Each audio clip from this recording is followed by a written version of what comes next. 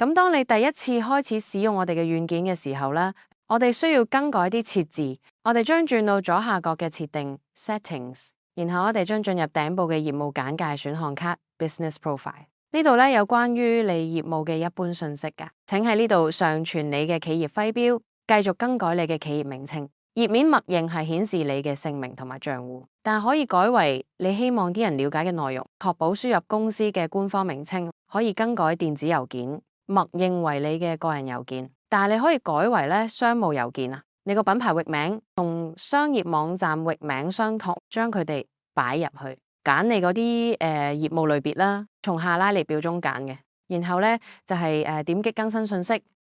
跟住係我哋嘅商業信息。我哋可以將我哋嘅商業類型啦，我哋嘅商業註冊 ID 類型啦，呢個將類似於商業登記證嘅號碼。如果你係一個有限責任公司，咁仲有啲其他嘅你可以揀啊。然後咧，實際係輸入你嘅商業註冊號，無論係你嘅商業登記證號碼定係其他啦，你可以根據自己企業嘅資料啦。如果你冇註冊企業，請繼續填寫其他個部分呢個啦，呢個完全冇問題嘅，佢唔會對你產生任何影響。然後繼續選擇你嘅業務所在嘅國家，點擊底部嘅更新信息，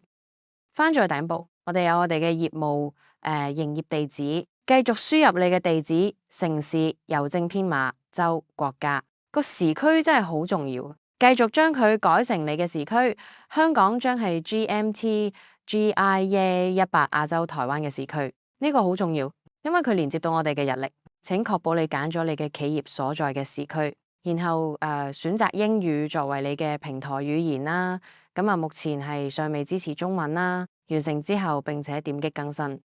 如果想喺賬戶軟件中有授權人 Authorized Representative， 就係授權可以幫你處理呢個軟件嘅人，可以添加佢哋嘅名、姓氏、電子郵件、職務、電話，然後咧就係點擊更新信息。喺一般嘅下面，我哋可以勾選幾個框。檢查電子郵件係咪無效㗎？如果發郵件被退回，因為假郵箱唔繼續發郵件，咁否則咧會損害我哋嘅電子郵件可送達性。咁所以呢個揀項最好係扣選嘅。我哋中意喺第一條短信發送俾新聯繫人時檢查一個驗證電話號碼，呢一點咧亦都非常之重要啦。因為我哋希望確保我哋冇向座機同埋假號碼發送短信。然後喺第一封電子郵件發送俾新聯繫人時，驗證電子郵件地址。咁所以呢兩個選項咧都最好係扣選嘅。跟住落嚟咧，我哋可以扣選呢項咧，通過添加法律要求嘅退訂鏈接嚟使電子郵件合規。